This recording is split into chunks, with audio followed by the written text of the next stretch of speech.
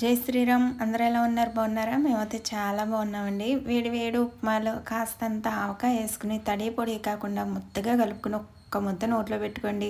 తర్వాత చిన్న ఆవకాయ ముక్క కొరుక్కోండి, సూపర్ ఉంటుంది. వర్ణోక ఉప్మా రెసిపీ అయితే చూసేద్దామండి. చాలా అంటే చాలా బాగుంటుంది. ముందుగా ఉల్లిపాయలు పచ్చిమిరపకాయలు కడుక్కొని తరుక్కుని పెట్టుకోవాలి. అలాగే కరివేపాకు కొత్తిమీర కూడా కడుక్కొని పక్కన పెట్టుకోవాలండి.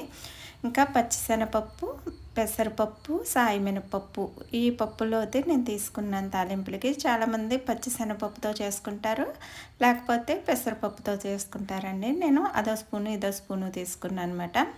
ఇంకా ఒక స్పూన్ ఆవాలు, ఒక స్పూన్ జీలకర్ర, ఇవే తాలింపులండి. చాలా సింపుల్గా అయిపోతుంది. ఇంకా స్టవ్ మీద బాణీ పెట్టుకుని బాణీ వేడి అయ్యాక ఒక గ్లాసు వరినూకని నేను కొంచెం రంగు మారేలాగా వేయించుకుని పక్కన పెట్టుకున్నాను. అదే బాణీ స్టవ్ మీద పెట్టుకుని 2 స్పూన్ దాకా ఆయిల్ పోసుకుని మన పోపు దినుసులు వేసేసుకుని వేగాక దాంట్లోనే ఉల్లిపాయ, పచ్చిమిరపకాయ, కరివేపాకు కూడా వేసుకుని కమ్మగా వాసన వచ్చేదాకా వేగించుకున్నాక వాటర్ పోసుకోవాలి. ఒక గ్లాసుడు నూనెకి 2 గ్లాసులు వాటర్ పోసుకోవాలండి.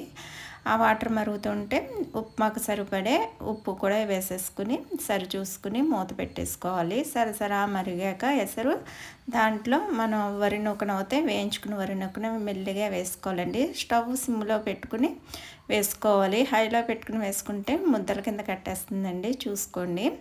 ఇంకా సిమ్లో పెట్టుకుని వరి నూకని కలుపుకుంటూ వేసేసుకుని మూత పెట్టేసుకుంటే మగ్గిపోతుంది.